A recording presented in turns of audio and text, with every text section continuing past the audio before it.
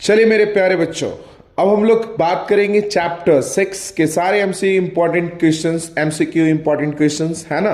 तो इसमें पहला नंबर क्वेश्चन है कि समरूप त्रिभुज की संगत भुजाएं क्या होती है। तो समरूप त्रिभुज की जो संगत भुजाएं होती है वो समानुपाती होती है। बच्चों याद रखिएगा, जो समानांतर चतुर्भुज जो सर्वांशम त्रिभुज होते हैं ना, उनकी संगत भुजाएं बराबर होती है, लेकिन समरूप त्रिभुज की जो संगत भुजाएं होती हैं वो समानुपाती होती हैं।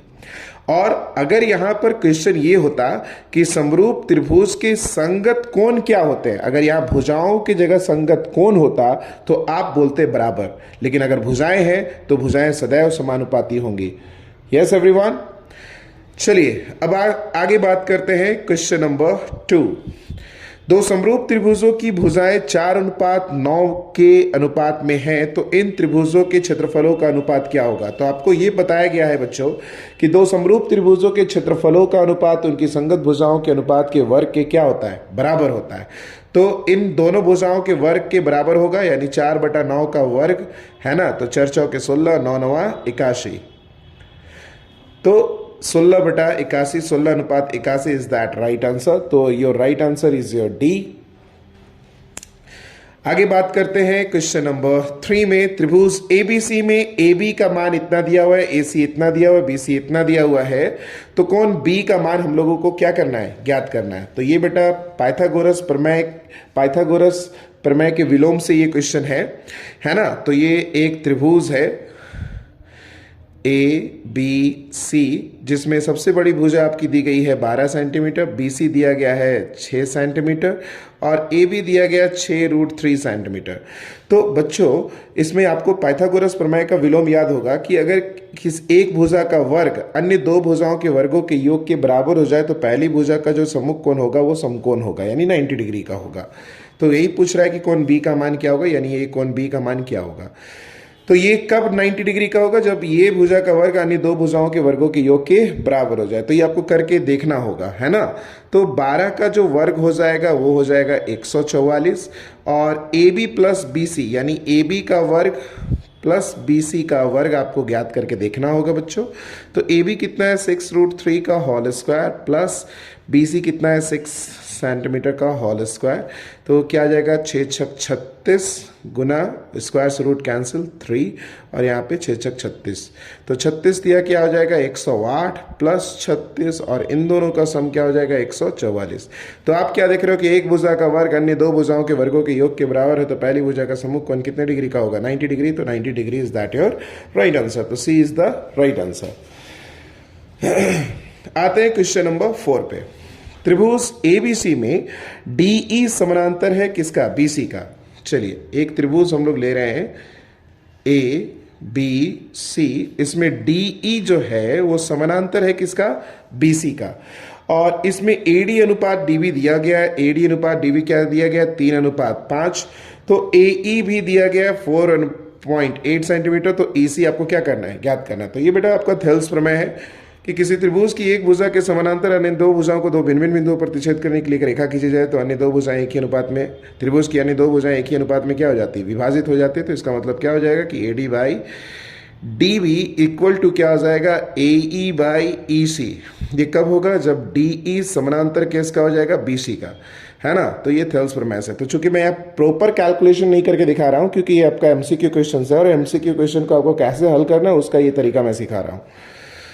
तो ये क्या हो जाएगा AD/DB कितना दिया हुआ है 3/5 इक्वल टू क्या हो जाएगा AE/EC यानी 4.8 बटा मान लेते हैं ये x है ना। तो क्रॉस मल्टीप्लाई कीजिए बच्चों। तो 3x इज इक्वल टू क्या आ जाएगा 4.8 इंटू 5, यहाँ से डेसिमल हटाओ और यहाँ नीचे क्या आ जाएगा 10, 5 2 ज़ा 10 और इसको कट कीजिए तो क्या आ जाएगा 2 4 ज़ा 2 2 ज़ा 4 एंड 2 4 ज़ा 8, 3 मल्टीप्लाई में उधर जाएगा डिवाइड में। तो x इज इक्वल टू क्या आ जाएगा 24/3 एंड 3 8 ज़ा 24। सो x का वैल्यू क्या आ जाएगा 8 और x किसको आपने मान के रखा था EC, यानी EC का वैल्यू क्या आ जाएगा 8 इज द राइट आंसर, यानी C is the right answer. सभी लोग समझ रहे हैं। वीडियो को रिवाइंड करके पॉज करके बना करके आपको खुद से भी देखना है ना। अब इसी की जगह पर इसी तरह का कोई भी क्वेश्चन आ सकता है, चाहे यहाँ पे AE निकालना आ सकता है या AD निकालना आ सकता है। तो 4 वैल्यू है, 4 में से कोई एक अननोन रहेगा। आप इसी प्रोसीजर से जाकर आप उसके वैल्यू को क्या करेंगे, फाइंड आउट करेंगे। चलिए आते हैं क्वेश्चन नंबर 5 पर। क्वेश्चन नंबर 5 क्या कहता है कि त्रिभुज एबीसी में AB एवं AC के मध्य बिंदु D और E इस प्रकार है। AB और AC के मध्य बिंदु हैं D और E। मध्य बिंदु क्या करता है, उसको दो बराबर भागों में क्या करता है, बांटता है। जैसे त्रिभुज है ABC, तो ये D और ये E इसका क्या है, मध्य बिंदु है। और DE समानांतर भी है किसका, BC का। और BC का वैल्यू कितना दिया हुआ है, 8 सेंटीमीटर। तो इस DE का वैल्यू हम लोगों को क्या करना है, फाइंड आउट करना है। तो आपने क्लास 9th में एक थ्योरम पढ़ा था कि किसी त्रिभुज की किन्हीं दो भुजाओं के मध्य बिंदु को मिलाने वाला रेखाखंड तीसरी भुजा के अगर समानांतर है तो वो उसकी आधी होती है। यानी DE का जो लेंथ होगा वो BC के लेंथ का क्या होगा, आधा होगा। यानी DE is equal to half of BC by the theorem of mid point theorem. Yes, तो DE क्या हो जाएगा, 1/2 ऑफ 8 सेंटीमीटर। तो ये कट करोगे तो 4 सेंटीमीटर। तो इसका वैल्यू जो आ जाएगा वो 4 सेंटीमीटर। तो 4 centimetre is the right answer. मेरे प्यारे बच्चों, मैं जितनी तेजी से बना रहा हूँ आप इतनी तेजी से एग्जाम में नहीं बना पाएंगे। और ये तभी आप बना पाएंगे जब आप क्वेश्चन को 2 से 3 बार आप पढ़ेंगे, ऑप्शंस को अच्छे से देखेंगे, तभी आप क्वेश्चंस को हल कीजिएगा। वीडियो लंबा ना हो इसलिए मैं थोड़ा सा स्पीड कर रहा हूँ, है ना। आप वीडियो को पॉज करके या फिर उसको स्लो करके आप उसको सुन सकते हैं, देख सकते हैं, है ना। चलिए आगे बढ़ते हैं। क्वेश्चन नंबर 6, किसी समबाहु त्रिभुज की भुजा 2A है तो इसकी भुजाएं इसकी ऊंचाई क्या होगी। ये एक मोस्ट इंपॉर्टेंट क्वेश्चन है और ये मैक्सिमम टाइम आता है। ये VVI क्वेश्चन है इसलिए मैंने इसको लिख रखा है, ध्यान दो। तो एक समबाहु त्रिभुज की भुजा क्या दिया गया, 2A, तो इसकी ऊंचाई हमें क्या करना है, ज्ञात करना है। तो एक समबाहु त्रिभुज जिसकी सभी भुजा क्या दिया हुआ है, 2A, तीनों भुजाएं क्या है, बराबर है ना। तो एक समबाहु त्रिभुज का क्षेत्रफल क्या होता है, √3/4 भुजा स्क्वायर, है ना। साथ ही इसका क्षेत्रफल हम एक और तरीके से क्या लिख सकते हैं, 1/2 बेस इंटू हाइट, है ना। तो इसका यही शीर्षलम्ब हमने ज्ञात करना है। इसलिए हम एक ही त्रिभुज को दो क्षेत्रफल के फॉर्मूले से फाइंड आउट कर सकते हैं और दोनों का वैल्यू सेम आएगा, इसलिए दोनों को इक्वल किया मैंने। तो क्या आ जाएगा, √3/4 और भुजा स्क्वायर, भुजा का मान कितना दिया हुआ है, 2A, तो 2A स्क्वायर है, इसका मतलब 2 बार लिखेंगे, इक्वल टू 1/2 बेस कितना दिया हुआ है, 2A, और हम लोगों को H क्या करना है, ज्ञात करना है। उम्मीद करते हैं सभी को समझ में आ रहा है। 2 से ये 2 क्या हो जाएगा, कैंसिल। तो ये 2 दूनी 4 हो जाएगा, 2 से ये 2 कैंसिल हो जाएगा, और यहाँ से ये A मल्टीप्लाई में इधर आकर डिवाइड में, तो इसे A से ये A कैंसिल हो जाएगा। तो यहाँ क्या वैल्यू बच रहा है, A√3, और उधर क्या बच रहा है, H। यानी किसी भी समबाहु त्रिभुज का जो शीर्षलम्ब होता है और उसकी अगर भुजा 2A है तो उसकी ऊंचाई कितनी हो जाएगी, A√3। तो इसका आंसर क्या हो जाएगा, A√3, यानी B is the right answer.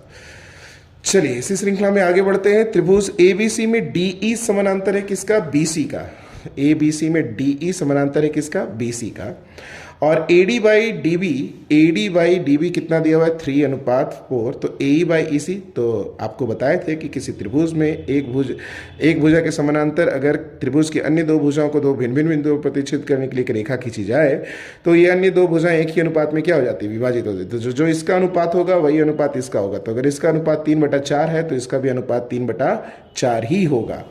तो इसका आंसर क्या हो जाएगा, 3/4, यानी B is the right answer. ऐसे क्वेश्चंस को आप देख करके आसानी से इस पर आंसर टिक आउट करेंगे।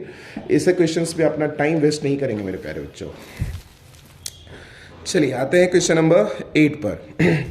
दो समरूप त्रिभुजों के क्षेत्रफल क्रमशः 81 सेंटीमीटर स्क्वायर है और 49 सेंटीमीटर स्क्वायर हैं।